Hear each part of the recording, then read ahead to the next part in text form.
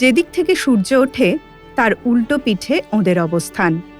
দিনের পর দিন অন্ধকার সেলে থাকতে থাকতে অন্ধকারেই যেন অভ্যস্ত হয়ে যান ওরা।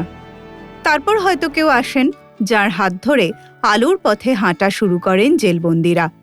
এমনই অন্ধকার ঘেঁষা মানুষগুলো আলোর এক সন্ধ্যা উপহার দিলেন শহর কলকাতাকে।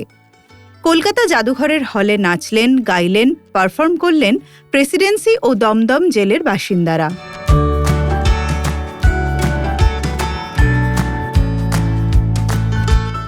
এটা কিন্তু প্রেসিডেন্সির ওরা কিন্তু নিজেরা করেছে।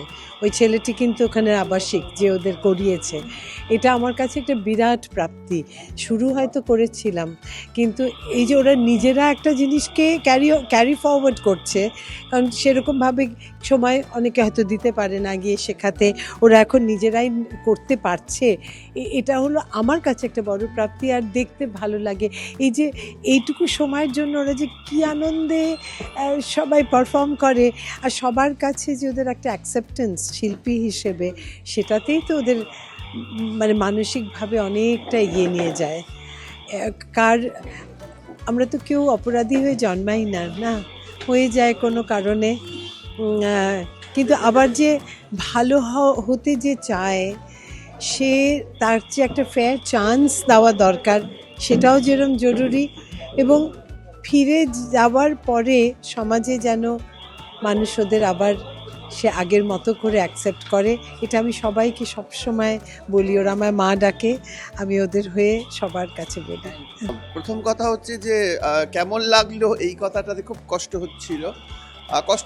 আমার মনে হয়েছে যে আমরা যে ইগোর কারাগারে বন্দি, প্রত্যেকে মানে আমাদের ব্যক্তি ইগোর যে কারাগারে বন্দি, সেখান থেকে যখন দেখছি ওদের অনুষ্ঠানগুলো, এবং পরাধীন ভারতবর্ষে তো গোপাল হালদারের একদা বলুন, সতীনাথ ভাদুরীর জাগরি, এগুলো তো উঠেই এসেছিল কারাগার থেকে।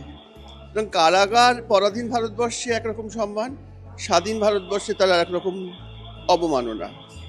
তা সেজন্য আমি তো ওইভাবে দেখছি না। বারবারই যখন গানের মধ্যে আসছে এই আকাশে আমার মুক্তি আলোয় আলোয়, বা রবি ঠাকুরের কথা কুণালদাও বললেন, তখন ওই যে কুণালদা একটা কথা বললেন যে কতজন অপরাধী, সেইটাও একটা খুব বড় ব্যাপার। অপরাধ না করেও অপরাধী। ওই একটা সিনেমা দেখেছিলাম উত্তম কুমারের অমানুষ, বিধি তোমার আদালতে এবার কেমন রায়, দোষীরা সব কেটে পড়ে বোকা সাজা পায়। তো সে কথাগুলো তো সত্য। আর এই যে একটা ওদের মধ্যে একটা সংস্কৃতি করা হচ্ছে, আসলে একটা মানুষকে যখন একটা গণ্ডি সীমাবদ্ধের মধ্যে রাখা হয় তখন সংস্কৃতি সত্যিই খুব কাজ করে। সেদিক থেকে তো অবশ্যই ভালো লেগেছে। দীর্ঘদিন ধরে বন্দীদের নিয়ে কাজ করছেন আইনজীবী সম্পূর্ণা ঘোষ। এই উদ্যোগ তাঁরই। সম্পূর্ণার ডাকেই এদিন হাজির হয়েছিলেন নাগরিক সমাজের বিশিষ্টরা। সকলে মিলে একসঙ্গে দেখলেন আমিও নাগরিক।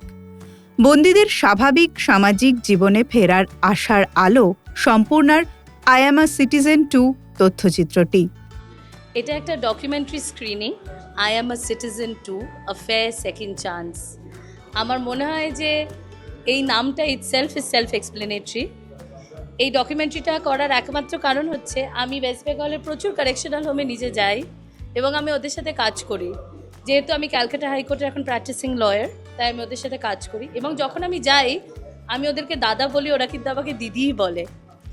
আমি আমার দাদাদের গল্পটা সবার সামনে আনছি, যেন এদের যখন রেমিশন এরা পায়, যেটা সরকার প্রচুর মানুষকে রেমিশন দেয় থ্রু জুডিশিয়াল প্রসেস, তখন যখন এরা যখন সমাজে যখন ফেরত আসে, যেন সমাজের মানুষ এবং তাদের পরিবারও তাদেরকে যেন ওপেন আর্মসে অ্যাকসেপ্ট করে। এই ডকুমেন্টারিটা এবং এই যে প্রত্যেকে আমরা সবাই এক জায়গায় এসেছি, এটা একটাই চেষ্টায় যে এরা যখন বাইরে যাবে এদের সাথে কোনো বিরূপ ব্যবহার না করে, কোনো ভেদাভেদ না তৈরি করে এদেরকে অ্যাকসেপ্ট করে নেওয়া এবং এদেরকে একটি সুযোগ দেওয়া।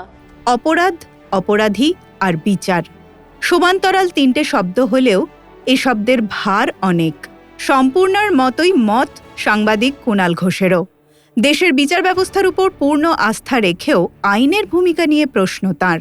অনুষ্ঠানটার শিরোনাম আই অ্যাম এ সিটিজেন 2। যাদের কোনো কারণে কারাবন্দি থাকতে হচ্ছে বা সংশোধনাগারে থাকতে হচ্ছে, তাদের আরেকটা জীবন তারপরে সমাজ যাতে গ্রহণ করে বা তারাও নিজেদের অতভাবে রূপান্তরিত করে নেয়, এই সব নিয়ে আজকে যে অনুষ্ঠানটি, যেহেতু আমার জীবনের সঙ্গে কারাজীবন ওতপ্রোতভাবে জড়িয়ে গিয়েছে, ফলে আমার দুর্বলতা আছে বিষয়টার উপর।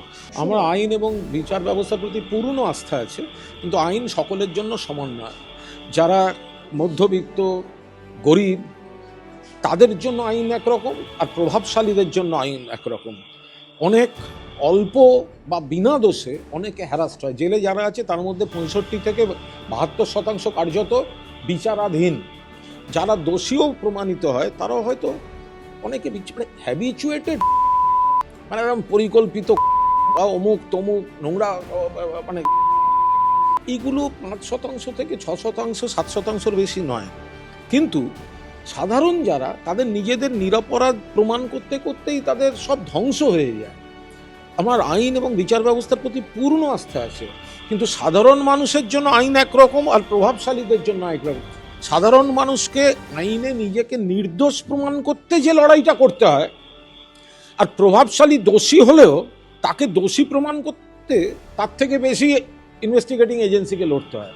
আর প্রভাবশালী তখনই শাস্তিপ্রাপ্ত হয় যখন তার থেকেও বড় কোনো প্রভাবশালী, যারা দীর্ঘদিন ধরে কারা দপ্তরে কারেকশনাল অ্যাডমিনিস্ট্রেশনের মধ্যে ইনভলভ থাকে, তাদেরকে 20 বছর 25 বছর তাদের ভবিষ্যৎ কী হবে এটা নিয়েও কিন্তু তখন আমাদের চিন্তা হয়েছিল।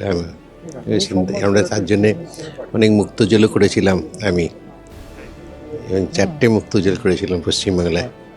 তার আগে একটাই ছিল মুক্তজেল, কিন্তু আমি 4টে মুক্তজেল করেছি। এইসব ব্যাপার নিয়ে তা কিন্তু ও কিন্তু বিষয়টা নিয়ে একটা ভালো ইয়ে করেছিল, মানে এটাকে মানে মানুষের কাছে পৌঁছে দেওয়া বিষয়টা, যে কী করা যায় এদের নিয়ে। সেটাতেই আমি থাকাকালীন বলেছিল, আমি হেল্প করেছিলাম। ওখানে আমাদের এরকম ধরনের